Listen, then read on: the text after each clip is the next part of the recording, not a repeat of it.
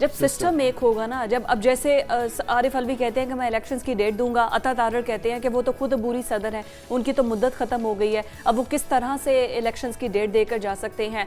Supreme court का फैसला आया था कि इलेक्शंस की डेट अगर कोई दे सकता है तो वो दायरा इख्तियार सिर्फ इलेक्शन कमीशन के पास है। इलेक्शन कमीशन कहता था मेरे पास इतने रिसोर्सेज नहीं है कि मैं इलेक्शन करवा सकूं। आपको अप्रैल के याद नहीं है जब पंजाब और केपी की असम्बलियां डिसॉल्व हुई थी, उसके बाद क्या मजाक हुआ आईन और कानून के साथ। खैर, इसी तमाम तर मामले पर बात करने के लिए सीनियर सहाफ़ी, सीनियर तजज़ियाकार ताहिर मलिक साहब हमारे साथ मौजूद हैं। ताहिर साहब, वेलकम टू न्यूज़ मॉर्निंग, खुशामदीद कहते हैं आपको। सर, हमारी तरह आप भी पूरी कौम की तरह इसी भाम का शिकार हैं कि इलेक्शंस कब होंगे या कब नहीं होंगे। वैसे तो सच्ची बात तो यह है जो इस वक्त मुल्क के हालात हैं। सर, शायद आपको नहीं लगता कि एक जो गरीब आदमी है, आम आदमी है, उसकी इससे दिलचस्पी ही नहीं है, वो इस सिस्टम से इतना मायूस हो चुका है, उसको कोई सरोकार ही नहीं है, इलेक्शंस आज हो या कल हो, वो तो बेचारा 2 वक्त की रोटी के लालों में पड़ा हुआ है। सामने नहीं बैठा, मगर मुझे यकीन है कि मैंने अर्ली 90s में मीडिया शुरू किया था और मेरा ख्याल है आप लोगों की एज उतनी होगी, तो मुझे हैरत हो रही थी कि आपकी जनरेशन के बारे में मेरा ख्याल था कि आप लोगों को इतनी पॉलिटिकल सेंस नहीं है कि आप पाकिस्तान को, हमारी जनरेशन को ये बड़ी गलत फहमी हो जाती है कि हम बड़े समझदार हो गए हैं।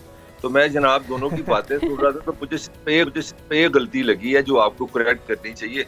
बाकी आपने 99.99% सब कुछ दुरुस्त फरमाया है। वो गलती आपने कहा 21 तोपों की सलामी, मेरा हाल है वो 221 बन गई है। जब मैं आपकी उम्र का था ना, 21 कम है, देखो let's be honest to each other, ये मेरी उम्र में 21 की हमें बनती थी, अब आपको 221 की बन गई है। बात बड़ी सिंपल सी है, अगर है थोड़ी सी रोमांटिक सी बात है। देखिए, जो डेमोक्रेसी है ना, डेमोक्रेसी पहले तो बात है, पाकिस्तान की जो डेमोक्रेसी वो लंडे की डेमोक्रेसी है। मेरा, अब क्योंकि मैं अंदरूनी शहर का रहने वाला हूँ, तो हम लोगों ने बचपन में सारे जो कोट पहने हैं, पैंटे पहनी है, मेरा रंग शंग भी थोड़ा सा उस जमाने में जरा थोड़ा साफ सूफ था, तो मैं जब वहां से लंडे का कोट पहन के आता था ना और ऊपर शर्ट शूट पहनता था, तो मेरे मलेदार कहते थे यार तू यूनानी लगना है, तू तुर्की लगना है। तो हमने वो जो कोट है वो बेसिकली वो जमहूरियत का है ना, वो है वेस्ट का। जिनका ये कोड है ना, जिनके लंडे के हम पुराने कपड़े पहनते हैं, उनमें जो बुनियादी चीज होती है उसमें रूल ऑफ लॉ होता है और इंस्टीट्यूशन होते हैं, इदारे होते हैं। अब कॉमेडी देखें, सदर एक इदारा है, सदर कहता है मैं तारीख दूंगा और वो जराए से खबर चल रही है, मतलब सदर ने कहा कि नहीं करा। सदर के पास ट्विटर भी है, उसके पास पूरा एक इंफॉर्मेशन डिपार्टमेंट है, सदर साहब बताएं जी कि मैं अनाउंस करेंगे, जराए बताएंगे। और तारड़ का क्या काम है, अपोजिशन हेड का जो इस वक्त हुकूमत में नहीं है, उसका क्या काम है कि वो सदर को कहे कि वो गलत है या सही है। जरा कॉमेडी चेक करें ना। एब्सोल्युटली निगरान हुकूमत आपकी और मेरी तरह मतलब मजे से चाय पी रही है, गप्पे लगा रही है, तारड़ को वक्त पड़ा हुआ है, तो वो कहते हैं कि अपनी तड़ियां मजी सीधियां नहीं। आपका जो मतलब ना इंस्टीट्यूशंस है, और जो इससे भी जो मजेदार बात है कि 47 से लेके आज जो पाकिस्तान की रियासत, जिस वक्त आप बड़े ऑनरेबल शहरी हैं, मैं भी शामिल हूँ, 18,000 अरब रुपए से ये रियासत चलती है। 18,000 अरब से हमारे पास 30 से ज्यादा इंटेलिजेंस एजेंसीज हैं, हमारे पास 37 से ज्यादा महकमे हैं, 4 हमारे सूबे हैं, आजाद कश्मीर है। मैं अगर नाम बताऊं जितने इदारे हमने रखे हैं जिनको हम पालते हैं, हम सैलरी देते हैं, हम पेंशन देते हैं, 18,000 अरब की ये रियासत है। और 18,000 अरब में 47 से लेके 2023 तक हम एक वजीर आजम पैदा नहीं कर सके जो वोट से आए और वोट से चला जाए, पूरी करके जाए। हाँ। बाकी उन अगला सवाल करोगे। तो अब ये इंडिया है तो फिर हमें सही बातें करता है ना, जैसे भी हैं उन्होंने कम से कम अपनी डेमोक्रेसी को तो डिटेल नहीं होने दिया ना। जैसी मर्जी हुकूमत है, मोदी को आप जितना मर्जी कहें, जो भी आता है 5 साल तो पूरे करता है। यहाँ पर डेमोक्रेसी पूरी नहीं होती, 5 साल ही कोई पूरे नहीं कर सकता। अच्छा, इससे भी आगे अलमिया ये है कि हमारा सिस्टम पार्शल है, हर कोई किसी ना किसी दूसरे इदारे के दबाव के तहत फैसले कर रहा है, कोई भी बाइख्तियार है ही नहीं, हमारा सिस्टम बाइख्तियार है ही नहीं। तो फिर जो हम जैसे नौजवान हैं, हमारा क्या कसूर है कि हमें ये सिस्टम दिया जा रहा है? आपका ये कसूर है कि आपका कजन जो है वो जो लंदन में है, जो कनाडा में है, वो आपसे शादी करे और आपको ग्रीन कार्ड दिलवा दे। ये नौजवान का विजन है आज के पाकिस्तानी का, स्वाय उसका पाकिस्तान जो पढ़ा लिखा है, यही इसी में उस बेचारे को अपनी जो है ना बका नजर आती है।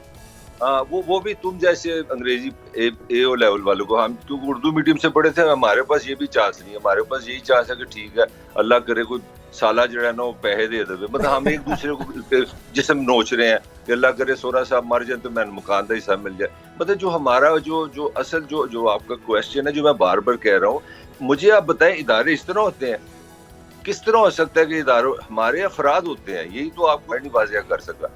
जो वेस्ट है जिन्होंने डेमोक्रेसी बनाई है वो अफराद से निकल गए हैं। अमेरिका का सदर का खूबसूरती ये है कि हफ्ते में एक दफा गिर जाता है वो, मगर कमाल है सोसाइटी सारी चल रही है, 80+ है, बेटा उसका कैंसर से मरा है, he is a old man, बात उससे नहीं होती, मगर निजाम को कुछ नहीं होता, वहां तो नहीं होता। वजह क्या है कि उनके इंस्टीट्यूशन है, वहाँ सदर एक इदारा है, स्पीकर असेंबली एक इदारा है, पार्लियामान एक इदारा है, ताहिर मलिक है, मलिक ताहिर है, खाली ताहिर है, ये खाली मलिक है, मेक्स नो डिफरेंस। इसी तरह हमारे यहाँ ये फर्क है कि मुझे याद है कि इससे पहले अगर आप साकिब निसार को देखें तो ऐसे लगा था कि मुझे लगा था कि आधे घंटे में पासन में पानी खत्म हो जाएगा। मैं अपनी बीवी को कैसे, मैं फ्रिज पानी भर लिया, कहती क्यों, मैं वो साकिब निसार साहब एक ही बात करें, पानी खत्म हो गया, पानी खत्म हो गया, डैम बनाओ, और डैम फंड भी बना गया जिसमें आप और मेरे टैक्स से पैसे भी काटे गए। मेरा तुमसे सवाल है, जब से गया वो सुना किसी से पानी की कमी का? तो हमारे यहाँ अफराद हैं, हमारे यहाँ हर बंदे की सोच है। मतलब हमारे यहाँ मैं अच्छी तरह जानता हूँ, जब जनरल ज़िया साहब आए तो वो क्योंकि एक मुसलमान तबीयत के थे तो ऐसे लगा कि जैसे पाकिस्तान इस्लाम के लिए बना है। इसी तरह जब जनरल मुशर्रफ आया उसने 2 कुत्ते हाथ में रखे और उसने सिगरेट पी रहा था, उसने कहा जी मेरा आइडियल तो अपना कमाल अतातुर्क है। तो हमारे यहाँ मेरा ख्याल सबसे बड़ा जो मसला, मैं बार बार कह रहा हूँ, मलिक साहब आपने बिल्कुल सही निशानदही की है। हमारे यहाँ अलमिया ये है कि यहाँ पर इदारे नहीं शख्सियात मजबूत हैं। फिर होता यही है ना मलिक साहब, जब कोई नई शख्सियत आती है, किसी नए ओहदे पर आती है तो वो अपनी लेगेसी को कैरी करती है, जो पुरानी शख्सियत होती है उसके मंसूबों को भी ठप कर दिया जाता है, उसकी लेगेसी को भी बिल्कुल वहाँ पे रोक दिया जाता है। क्या वजह है मलिक साहब, आपने तो तवील अरसा सहाफ़त को, सियासत को करीब से देखा है और देख रहे हैं, वजह क्या है हमारे यहाँ क्यों इदारों को पनपने नहीं दिया गया, उनकी ग्रोथ नहीं होने दी गई? सियासी ग्रोथ की बात करें, फिर इदारों के अंदर आप देख लें, वापडा है, PIA है, या जितने भी रेलवे है, जितने भी ऐसे महकमे हैं, शख्सियात के गिर्द सर ये घूमते हैं। साद रफीक साहब रेलवे में आते हैं, रेलवे ठीक हो जाती है, कोई और आता है या शेख रशीद साहब आते हैं, इदारे मैटर नहीं करते। हमारे यहाँ सर शख्सियात इतनी मैटर क्यों करती हैं? यार जितने अच्छे तुम सवाल करते हो, तुम्हें तो खुद इंटरव्यू देना चाहिए, मेरा नहीं ख्याल तुम्हारा इंटरव्यू लेना बनता है। नहीं मलिक साहब, ये कंफ्यूजन है, इसलिए आपसे इसका जवाब देना चाह रहा हूँ। नहीं तुम जल्दी शुरू कर दो, इंटरव्यू देना, जितने तुम्हारे सवाल बता रहे हैं कि तानु समझ आ गई छतरोल कितने हो रहे हैं। अच्छा, अब पॉइंट बड़ा सिंपल से समझने वाला, दुनिया में जहाँ पे मैं अब कल मैं केरला एक इंडिया की रियासत है, मैं आपको मुश्किल जवाब देता हूँ, मैं उसकी स्टडी कर रहा था तो 57 में न्यूयॉर्क टाइम और टाइम्स जो अमेरिका की सबसे बड़ी पब्लिकेशन, उसने लिखा कि अमेरिका का सबसे गरीब तरीन जो जगह है ना वो केरला है। मैं 50s की बात कर रहा हूँ। अच्छा, फिर उसने बताया कि आज इंडिया में केरला सबसे अमीर है, सबसे खुशहाल है, सबसे ऑर्गेनाइज है। तो फिर मैं आपको मलेशिया की एग्जांपल दूं, 60s में मलेशिया का शुमार ये था, हालत ये थी कि सिंगापुर ने मलेशिया के हाथ जोड़े कि हमें से अलग ना करो, हम अलग नहीं है, हम आपके साथ रहेंगे। सिंगापुर को मलेशिया ने नहीं लिया, उन्होंने कहा नहीं भाई साडू को अपने खान में रोटी नहीं, तानू कौन संभाले। हुआ क्या, 60s में मलेशिया ने अपना जो प्राइमरी एजुकेशन है उसका बजट हाईएस्ट कर दिया। केरला ने 50s में एक लॉ पास किया कि जो स्कूल टीचर है ना उसको इससे कम आप सैलरी नहीं दे सकते, एजुकेशन की इम्पोर्टेंस दी। ये जो चेंज आती है ना, जो इदारे बनते हैं ये समाज से बनते हैं और समाज को आपको डेवलप करना पड़ता है। जो समाज ह्यूमन डेवलपमेंट पे लगाए ना, आप सुन लो तो उसके बाद मेरे ख्याल गुफ्तगू खत्म हो जाएगी। पाकिस्तान का शुमार 5 लोएस्ट मुल्कों में है जो तालीम और सेहत पे खर्चते हैं। सर 2.7 है हमारी सेहत का बजट और 2.5 है हमारी तालीम का बजट, इससे आगे फिर क्या बात करें? और ये भी करप्शन की शिकार है। ये वो एफिशिएंट ब्यूरोक्रेसी है जो दुनिया की करप्ट तरीन है और इनएफिशिएंट तरीन है। ये 2.5% भी जो आपने बताया ना, ये भी गाड़ियों पे, पेट्रोल पे लगता है। तो मेरा गुजारिश ये है कि जब तक हमें लॉन्ग रन सोचना पड़ेगा, और सोच रहे, मैं पाकिस्तान का जब भी बजट देखता हूँ, मुझे थोड़ी कॉमर्स रिपोर्टिंग भी की है, लंबी बात हो जाएगी, मेरा सिर्फ एक इंडिकेटर होता है, मैं देखता हूँ ह्यूमन डेवलपमेंट। मैं अब आपको छोटी सी एग्जांपल दूं, लाहौर के जो रिच इलाके है ना, वहाँ पे जो प्लाजा है ना, इस वक्त जो बिजनेस प्लाजा होता है 5 अरब का बनता है, 1, 2, 3 मरले का जो अमीराने इलाके हैं।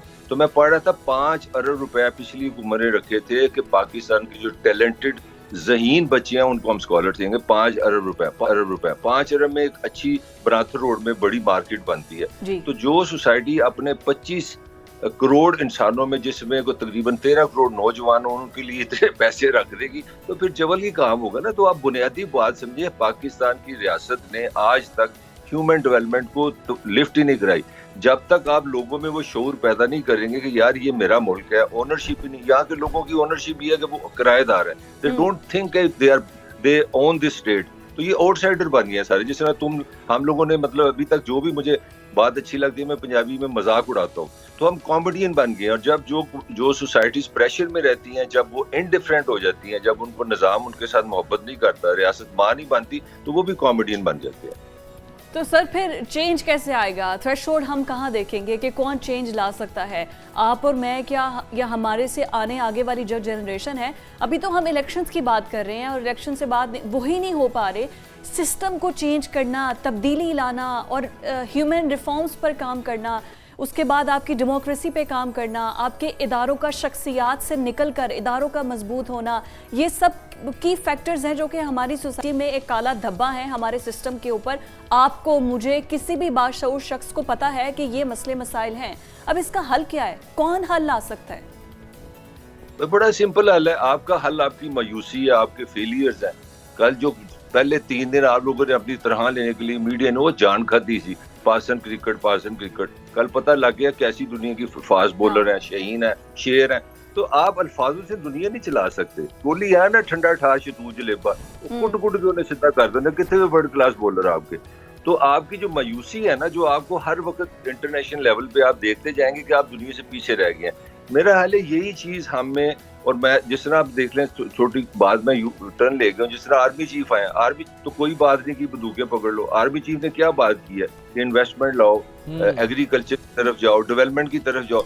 मैं कोई मतलब मजाक नहीं कर रहा, मैं कहना ये चाह रहा हूँ कि अल्टीमेटली आपको समझ आना शुरू की है ना इदारों को भी, कि भाजी लड़ाई कहाँ पे है, कि आपने ये करना। और मैं आपको चैलेंज करता हूँ कि इतनी बड़ी आबादी जो आपने पैदा कर ली है, दुनिया में सबसे ज्यादा प्रोपोर्शनली नौजवान पाकिस्तान के पास है। यार आप इसको डायरेक्शन दो, आप इसको रास्ता दो, आप इसको स्मॉल इंडस्ट्री में लेके आओ, इसको आईटी में लेके आओ, इसको रास्ते दो। पाकिस्तान 3-4 साल में आप हैरान रह जाएंगे कहां से कहां पहुंचेगा। मलिक साहब, लास्टली बस ये जवाब दे दें, आपने बहुत अच्छा सोल्यूशन दिया सर, लेकिन हमारे यहाँ मुल्क में तो हर शख्स की ये कोशिश है, या जितना भी बड़ा कारोबारी शख्स है, तबका है, जिसके पास चंद पैसे हैं, वो पैसे उठाता है, एक छोटी सी हाउसिंग सोसाइटी काटता है और रियल एस्टेट में इन्वेस्ट कर देता है, बजाय कोई प्रोडक्शन यूनिट्स लगाएं, कोई इंडस्ट्री लगाएं। इससे तो हमें बाहर से सरमायाकारी तो नहीं आएगी, फॉरेन रेमिटेंस तो नहीं आएगा।